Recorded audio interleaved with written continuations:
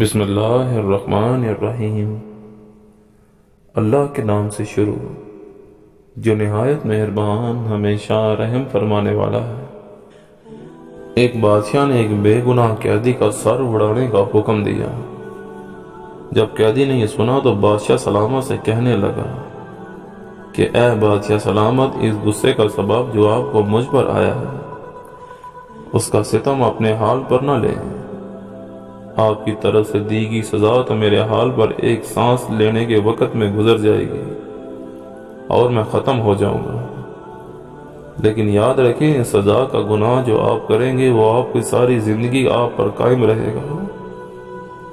یہ غور سے سن لے کہ انسانی زندگی کا وقت جنگل کی ہوا کی طرح گزر جاتا ہے، جس میں اسے رنج و غم ملتے ہیں اور اس پر برا اور اچھا وقت بیت جاتا ہے۔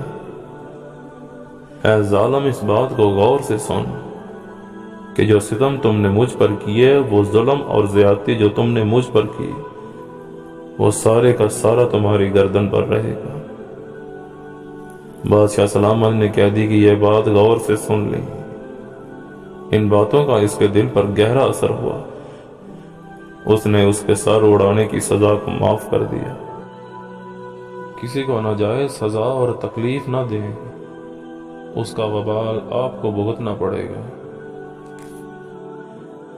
دنیا کی زندگی میں خوشی اور غمی کے لمحات سبھی ہوا کے ایک جھونکے کی طرح گزر جاتے ہیں۔ ظالم یہ سمجھتا ہے کہ میں نے دوسرے کو سزا دی، جبکہ وہ خود اس ظلم کے وبال میں تا ابد مبتلا رہتا ہے۔